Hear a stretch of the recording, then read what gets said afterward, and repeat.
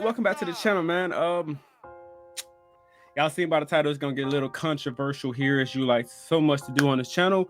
Top 5 wrestling women of all time. This is a heavy debate. People want to talk about this all the time, and I feel like I made a video like this before, and if I did, I'll put it on the screen. I don't think I've ever made this, but this video was inspired by Wrestle Things.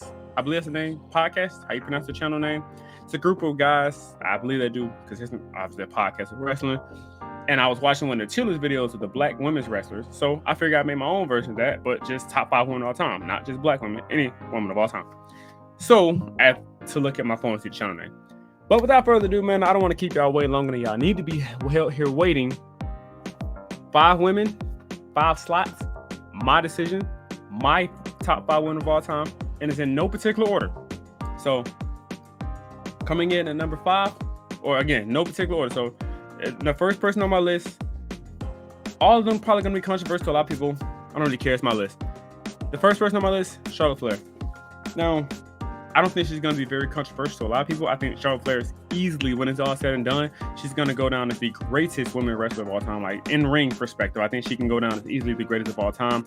There's nobody like her. She's a genetic freak. She's athletically gifted.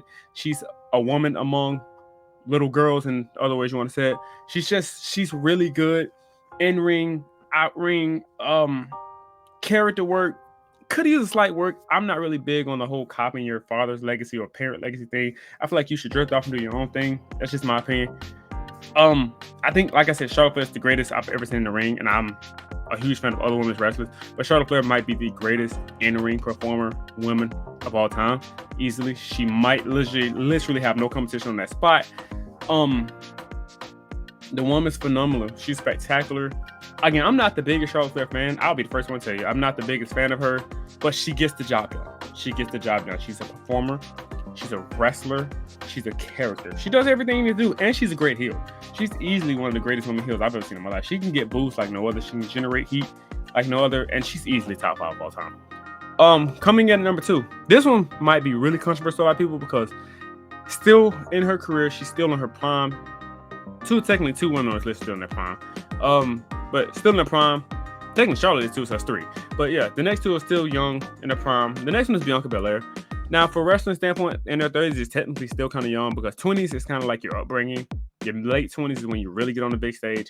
Your mid 30s is really your prime, and then 40s is kind of technically still kind of your prime. You can wrestle probably to 50. Now, women might not last that long if they want kids and all this stuff too. But talking from a perspective, Bianca Belair is in her physical peak prime of her life right now. Her physical presence in the ring is phenomenal, and if it wasn't for Jade Cargill, she would probably still be the most physically dominant presence. Like, she's still there. And yes, Bianca's this person I'm talking about right now. She's the second on my top 5 women's list of all time. She's like no other. Same thing I said about Charlotte Flair. Physically imposing, athletically gifted, hella charisma. I wish she would go heel at some point. It'd be nice if we can get that. If we ever get it, hopefully she turns on Jade. We've discussed this already on my channel. Bianca's physically, athletically gifted. She's amazing in the ring. She's character driven. Her character's development is slowly growing. I mean, it's always been there. She's always been in EST. She's played heel in NXT. I didn't get to see that, unfortunately, because I wasn't watching NXT at the time. And she's been babyface on the main roster ever since. She's main evented WrestleMania, twice? I think. Maybe. I know one time on Mercedes, but I can't remember the other time. I don't know. But I know Bianca's undefeated at WrestleMania. They see her as this top woman, which she is. She's one of the best women's wrestlers of all time. Like I said, her character's everything. Her mic skills are actually really good because I feel like that's really her personality speaking as she talks. So when it's not robotic and sounds like me and I talk to you inside a ring and I'm going to fight you, like that's robotic wrestling, and nobody likes that. Bianca's charismatic, and I think that's one of my biggest things with her. It's just she seems like a genuinely good person, and I feel like that carries over to the ring, if that makes sense. That's just me. Bianca's second on my list. Hate it? Make your own list. Third on my list, everybody loves to hate this woman. I've already made a whole video about this woman, why she gets so much hate. Her name is Mercedes Moné. It used to be known as Sasha Banks in WWE. She is my favorite women's wrestler of all time. She's a technician in the ring. She's great. Like I said, she's great in the ring. Her mic skills, they say it's cringe. I think all wrestlers are cringe in the ring sometimes. I'm just being honest, because wrestling is cringe. It is what it is. But it's a good sport to still watch, because it's for entertainment. So people who call her cringe on the mic, I don't understand why, because everybody's cringe on the mic. But if you want to call her cringe, cool, whatever. She still delivers in the ring. She still delivers on the promos for the most part. She still delivers on her big match qualifications. She has all that. She's one of the greatest ever do it. Her and Charlotte Flair went toe-to-toe with great matches. Bayley went toe-to-toe with great matches. It's simple as simple. I don't really understand the hate that she gets. It kind of just, it blows my mind that she gets so much hate. I don't understand why she gets so much hate, because she's so gosh darn talented. Maybe because she's arrogant, maybe because she's cocky, maybe because she's a butthole in real life. Who knows? I don't know this woman personally. But from a in-ring standpoint, I've seen her in WWE dominate. Now, her title runs with the Raw Women's Championship back in the day were garbage because Vince was a dummy and he didn't know how to book matches. He was an awful booker, especially 2010's booking. Good God. Her AEW run, I'm not the biggest AEW guy. I only watch it for her. So far, I like what I'm seeing. The CEO theme song, I'm sorry, it's garbage. It's so bad. But other than the cringe theme song, she's phenomenal at what she does. You're not gonna find anybody like her. If we're being honest, she's my number one on my list. If I'm ranking all these women in order, she's probably number one. She's gonna be honest with you. Mercedes Moné is phenomenal. She's easily phenomenal. At number 4, this is where I kind of got lost, because I wanted to go with Bayley here, but I couldn't, because I feel like this woman was one of the trailblazers for why the women's revolution really took off. She didn't get no credit for it because she left a tad bit too early before the women's revolution took off, and then the Bellator somehow took all the credit. No, they're not on this list. Absolutely not. They're both garbage. AJ Lee. AJ Lee is one of the trailblazers. We always talk about Trish Stratus and Lita, which they're huge trailblazers because they were before AJ, and then AJ was before where we are now. But AJ Lee is one of the women trailblazers for the women's revolution. How we got to this point today where women wrestling is put on the map and it's focal point. Main event shows, their main event, Monday Night Raws. I remember a time when I was growing up, 2000s, women were barely on TV for like 2 to 3 minutes. They're hearing pillow fights and lingerie matches and all type of crazy stuff like that. Now they're really having main event fights. They actually got the time, the momentum, the character work. They're allowed to do all these things nowadays. So that's phenomenal to see.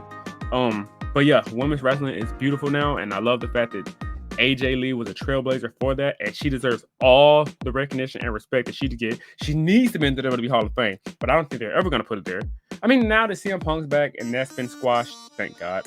I think they'll put her in there now. I think she deserves to be in there now. I truly do. I don't think there's like I said, there's not 5 women better than her. She's on my list for a reason. So she should be in WWE Hall of Fame one day, maybe, hopefully soon. I don't know. But yeah, AJ Lee, she's phenomenal, man. I love AJ Lee. Like I said, she's a trailblazer for the new women's revolution where we're at today. And I just wish she would have lasted maybe an extra 2 to 3 years so she can fully experience this beautiful women's revolution that we have today. She would have just got to experience a little bit more. We got rid of that ugly Divas title, and she could have had a women's championship, and it just would have been perfect for her to experience all this. But it's okay, because she's one of the trailblazers for where we're at today, and she's top 5 for it. And then number 5, the most disrespected woman in the previous era before AJ Lee is Mickie James. Mickie James is one of the most decorated champions of all time. She's won everywhere she's went. She's won in WWE, even back in the day with Trish Stratus and Lita, when Trish Stratus was clearly the top person for Vince. Yeah, her doing all type of crazy stuff. But you know, Mickie James was, in my opinion, she was always right there with Trish and Lita. I've always had Mickie James above Trish and Lita because, one, her longevity, character work, and all that other stuff. You want to go Trish, whatever. I mean, they're kind of, in my head, in my opinion, neck and neck. But Mickie James is solely disrespected so much. She always gets left off the biggest list when it comes to, like I said, the Trish Stratus, the leaders, because they're always looked upon as the 2 trailblazers that started it all. Well, Mickie James is right there too with them.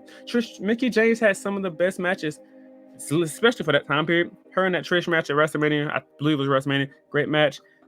Mickie James goes to TNA, does her thing. And I don't know if she went anywhere else, but I know she's been in TNA. She goes to TNA, does her thing. WWE does her thing. And even when she was with WWE in the 2010s, a little stint she had, Vince booked her awful again. She could have easily won a championship, had a role with somebody to be like a mentor type of thing. They taking the title off her, but she could have been something as a champion. Let her carry it and put that on the next person, because you're going to be the legend. Like, Mickie James had so many different possibilities with her in the 2010s when she was there. which she probably should never came back because she treated like garbage. But then she came back in the Royal Rumble. What was that, 2 years ago? So Mickie James is a trailblazer. She's the definition of a trailblazer, and the woman needs all the respect in the world. I don't know if she's in the Hall of Fame. I think she is. If she's not, she most definitely needs to be there. I don't see what the gripe is with Vince McMahon when people leave his company and go somewhere else. Who cares? Now it's over and he's gone down. But I never understood the gripe with somebody moving forward with their life because you treating them, booking them bad, and go somewhere else and they get treated and booked properly. Naomi didn't. So yeah, Mickie James is top 5 all time. If you really want to rank these women in specific order, in my opinion, it's Mercedes. Then I'm gonna go Mickie James. And I know it's crazy people say that, but I don't care. It's Mercedes, it's Mickie James. I'm gonna go, and this is probably just favoritism at this point, Bianca, Charlotte, no, AJ Lee, and then Charlotte. Like I said, I'm not the biggest Charlotte fan, but I recognize game recognize game, and I know how good she is.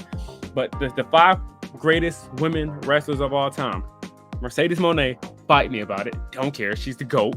Mickie James is most definitely in there. Bianca Belair, I know everybody gonna be like, whoa, she just got there, don't care. She's been there for a couple years now, she's still in her prime, boom. Charlotte Flair, most definitely on the list, and AJ Lee's in that list. If you guys love this list, love this video, don't forget to like, share, comment, subscribe as always. This is your boy Wrestling Geek. Don't forget to hit that subscribe button because we've really been growing. I appreciate y'all. Road to 400 continues. I still got 2 months to get this knocked out to get to 400.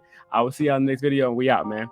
If you'd like to make your own list, please leave a list down below of your favorite women's wrestler or who you think top 5 women's wrestlers are of all time. Love you.